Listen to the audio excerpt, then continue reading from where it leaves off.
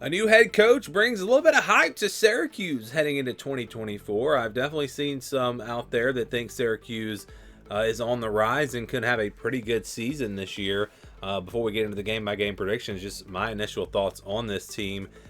So, first of all, you look at the schedule, and the schedule is going to give them an opportunity to have a much better season. It's a very easy schedule. But just looking at the roster, I think they'll be solid. They won't be great, but I don't really see them being a bad team anywhere. Offensive line, that would be an area I'm a bit concerned about. But you bring in Kyle McCord at quarterback, and again, you wonder about the offensive line. Can they get the run game going? Can they protect McCord? That's going to be the biggest question for them.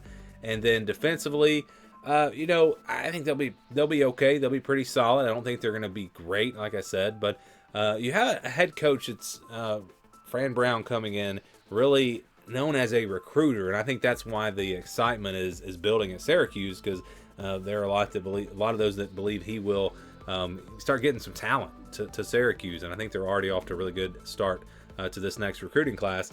But as a head coach, really unproven, and I don't know that you're going to see a huge jump from them this year, but give it some time, and they get the talent in there, and Syracuse could be a contender in the ACC. But yeah, I do not see them in that top tier among those teams that really can contend for an ACC championship. Some people seem to think that they can.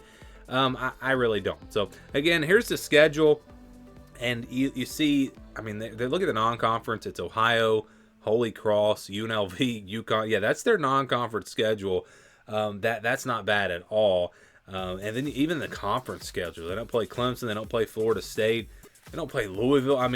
They really got an easy schedule here in the ACC and just overall. Vegas, they're not buying them having a great season. 7.5 wins. That's the over/under win total. If you did watch our simulations that we did on NCAA Football 14 from this year's rosters from the old game, Syracuse went undefeated, and they went all the way to the ACC championship. So that game seemed to think they're going to have a good season. We'll see which way it goes. But you start off with Ohio, and that's a tricky game. This is a good team out of the MAC.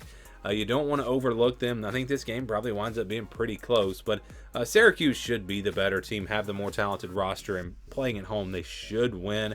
Again, wouldn't shock me if they lost, but I'm going to say they win that game and get off to a 1-0 start.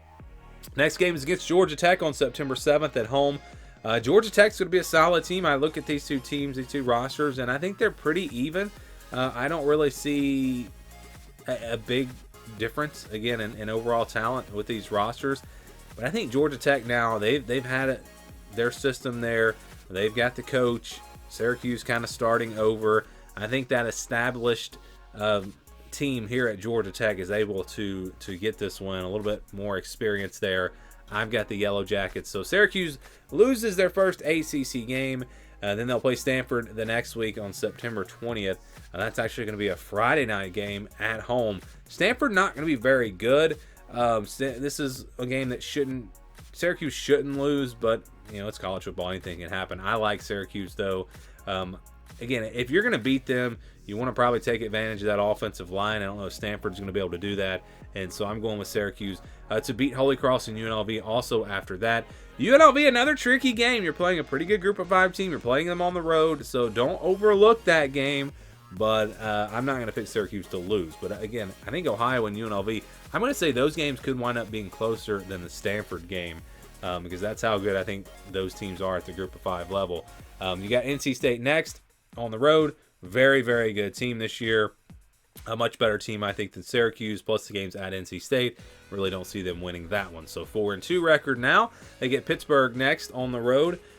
I don't think Pitt's going to be very good. I think they might be the worst team in the ACC. Syracuse on the road, maybe they start a little slow, but I think they're able to get the win here.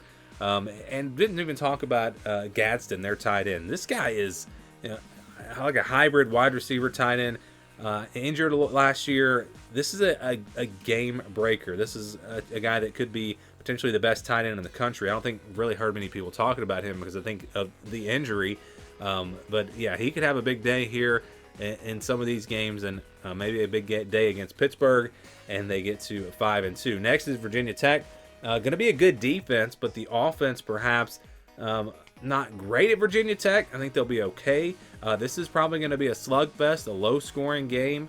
I think Syracuse gets a pretty big win, and I think this is that win that they get. So I'm actually going to pick them to upset Virginia Tech at home, get the win, and get to 6-2.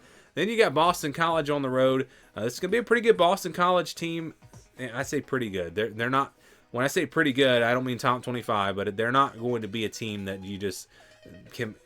That's going to be, bottom of the barrel ACC. They'll be okay. And so, yeah, this is going to be one on the road for Syracuse that should be a close one. I'm going to actually go Boston College here. I think after a big win over Virginia Tech, perhaps there's a bit of a letdown, and Syracuse is going to lose this one. And then they go all the way out west to California. That's a long ways to travel. Cal is going to struggle on defense this year. And when I look at this team, I think that's going to be a problem for them. But their offense is going to be pretty good. Jaden Knott back at running back, and you look at some of their weapons offensively. I think this is a tough one for Syracuse, especially traveling all the way out to California without a bye week before it. I'm going to say Cal gets the win here, and so Syracuse drops to 6-4. UConn is next. I think Syracuse is going to bounce back and beat UConn, and then close out with Miami. This is what I was looking at. I think with Virginia Tech and Miami, I think Syracuse probably gets a win in one of those games. I think they get one big win this season. But I'm going to go with Miami here. Just too much offensive firepower. Syracuse maybe makes this one interesting. It's close in the fourth quarter, but I got to go Miami. So Syracuse finishes 7-5. Again, I think this team is going to be decent, but I don't think they're going to be really contenders in the ACC. Again, I know there are some that disagree with that, but we'll see. The schedule is very easy, though, so I think they do easily get to a bowl game. Perhaps they lose to Virginia Tech here and finish 6-6. But I think they get to a bowl game at least. Could they get to 8-4? Maybe. But I think that's probably about the best case scenario. So those are my predictions for Syracuse. Give me your predictions down in the comments below.